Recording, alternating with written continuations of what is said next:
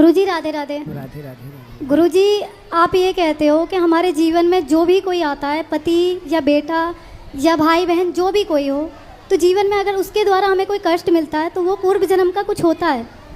तो क्या मुझे भी इसी वजह से मेरे पति से कोई कुछ भी जो भी कष्ट है या जो भी कुछ है वो मिल रहा है? तो पति क्या कष्ट देते हैं आपको?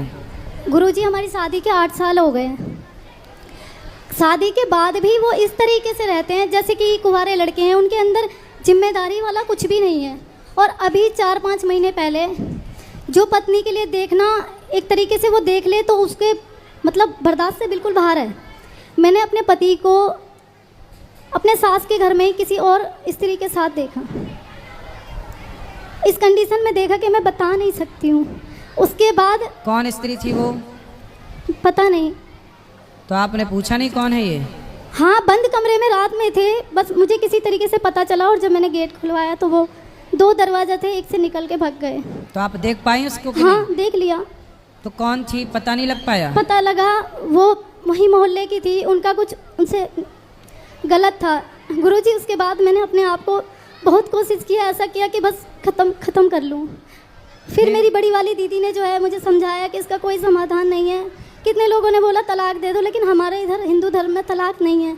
और फिर 2 बच्चे हैं मेरे छोटे छोटे, उनकी वजह से मैं जी रही हूँ। मगर वो जलन है ना, आज भी मुझे अंदर ही अंदर बिल्कुल बीमार बना दी। आपके पति को ये एहसास नहीं हुआ कि उन्होंने नहीं गुरुजी, सबसे ज़्यादा दुख वो देखने से भी ज़्यादा दुख वो है, वो कभी ये भी नहीं मानते कि हाँ मैंने ये गलती की है। और अब भी मैं चाहती हूँ कि वो सुधर के चले, तो उनका बस ऐसा ही तो है। अभी भी उनके साथ है, पड़ोसन के साथ चक्कर के? एक के साथ भी तो नहीं रहते हैं, फिर ऐसा भी नहीं है, मतलब बस ऐसा ही है। तो हमसे क्या पूछना है? गुरुजी, मेरे अंदर ये सब चीज़ें जो देख लिए ना, उसके बाद जलन चल रहा है। बताइए आप मैं क्या करूं? और मुझे उसी घर में रहना पड़ेगा क्योंकि मेरे पिताजी नहीं है। अगर मेरी माँ को पता चलेगा कि बेटी के साथ ये सब कुछ है या तलाक या ये सब कुछ भी, तो वो तो जीते जी मर जाएंगी। मैं उन्हें भी नहीं बताना चाहती। मुझे बताइए मैं अब क्या करूं? आप बच्चों को पढ़ा लिखा के योग्य बनाओ और भगवान के आश्रित रहो। गुरुजी, ये सब चीज़ें चलता रहेगा तो मेरी बेटी भी है, अब 8 साल की होने वाली है। ये सब चीज़ें तो उन बच्चों पे भी असर पड़ेगा। मुझे बताइए कि मैं क्या करूं? पति को लाओ हमारे पास। गुरुजी, ना तो वो भागवत देखते हैं ना सुनते हैं, जो उसके जरिए मैं सोच रही हूँ कि उन्हें सुधार दूं, वो कुछ देखना भी तो नहीं चाहते हैं। जो पराई स्त्री के चक्कर में पड़ जाता है, सत्संग करते तो पढ़ते ही क्यों पराई नारी के चक्कर में? पढ़ ही इसलिए गए क्योंकि सत्संग से दूर हैं। अच्छाई से दूर होंगे तो बुराई तो हावी होगी। इतना कुछ न्यूज़ देखते हैं कि आजकल पत्नियां दूसरों के साथ मिलके क्या क्या पति के साथ करती है, फिर भी मैं ईमानदारी के साथ उनके साथ हूँ। मैं गुरुजी यही अभी चाहती तक डर हूँ। नहीं लगा पति को? क्यों? नहीं, क्योंकि मैं ऐसी हूँ ना, उन्हें पता है कि वो कहीं नहीं जाएगी, रोएगी धोएगी, कुछ दिन मायके चली जाएगी, फिर आ जाएगी। सही है। गुरुजी, ईमानदारी के साथ रहते हैं तो हमें ये मिलता है। अच्छी पत्नियां तो भी परेशानी।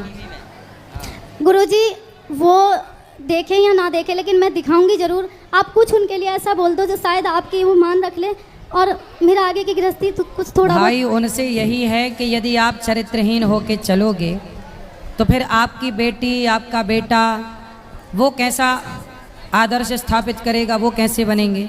इसलिए माँ बाप ही बच्चों के दर्पण होते हैं। बच्चे कहाँ देखते हैं? दर्पण में। दर्पण कौन है? माता पिता। माता पिता का चरित्र जितना अच्छा होगा उतने अच्छे चरित्रवान बच्चे होंगे, उतने अच्छे संस्कार वाले होंगे। माँ बाप का ही चरित्र भ्रष्ट होगा तो बच्चे सीखेंगे क्या? इसलिए बच्चों के लिए कम से कम समाज में अच्छी संतान दे के जाइए। ऐसे काम करिए जिस काम से आपका यश बढ़े। रावण ने भी पराई नारी के चक्कर में पड़कर अपना नाश कर लिया। अब आप पड़े हैं, इसलिए पराई स्त्री के चक्कर से बचना चाहिए। पर नारी पैनी छुरी 3 तरफ से खाए, धन हरे यौवन हरे और घोर नरक ले जाए। और गुरुजी, सबसे बड़ी बात यह है कि ये सब कुछ मेरी सासू माँ को पता है, फिर भी वो लोग उनका सपोर्ट करते हैं। तो सास खुद चाहती है कि पड़ोसन आए? उन्हीं के घर में तो थे वो, उन्होंने चाबी दी थी। वो तो जेठानी सास का घर और आपका घर अलग अलग है? हाँ, वो ऐसा है ना, हम लोग रेंट पे रहते हैं ना गुरुजी। हाँ। तो अभी एक छोटे वाले देवर की शादी नहीं हुई तो उनके साथ रहती हैं। उन्होंने खुद ही सबको अलग अलग मतलब तो सास का घर अलग है? हाँ, तो वहाँ लेके गए थे उस लड़की को। तो देवर मतलब सास दरवाजे पर सास बैठी पहरा दे रही थी? उन्होंने कोई आना जाए। वो जब चाबी लेने गए उस लड़की को लेके जेठानी के घर पे, वो गई हुई थी ऐसे ही बैठने उठने, तो उन्होंने चाबी दे दिया। उनको बोलना चाहिए कि तुम्हारी फैमिली, तुम अपने घर जाओ बेटा, तुम यहाँ रात में मेरे घर पे क्यों रुकोगे, हम भी तो सोएंगे यहाँ पे।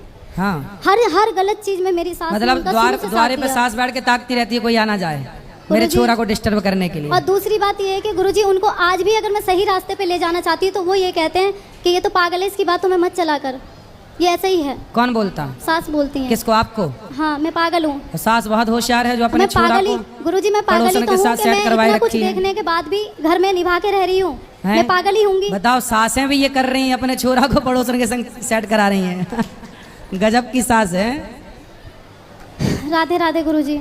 चलो, सास को सुनवाना ये सब, अक्कल आएगी बुढ़ापे में। दोनों नरक जाएंगे, भगवान में मन नहीं लग रहा बुढ़ापे में। छोरा को सेटिंग करवा रही है, बता।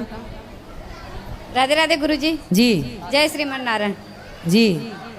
जी। ये मेरी सहेली है, उनकी लड़की है, तो वो बोलती है कि गुरु मंत्र नहीं लिया तो जाप कर सकते, हाँ, जाप करो भगवान का नाम, और तुलसी माला से। जाप करो तुलसी की माला से। और मेरा 1.5 साल का नेती है, वो जो आप कथा में बोलते हैं मैया, वो कहीं भी हो तो ऐसा दौड़ के टीवी के पास आता है। उनको बहुत अच्छा लगता है आप जब मैया बोलते, खुश और वो हो। कथा भी सुनता है आपकी, और राधे राधे भी बोलता है। सही है, बचपन उनको से राधे राधे संस्कार बोल दो आएंगे। आप भी। बिल्कुल, बच्चे को सार्थक राधे नाम राधे। है, सार्थक। सार्थक को राधे सार्थक राधे। और एक वेद। सार्थक और वेद को राधे राधे। Thank you.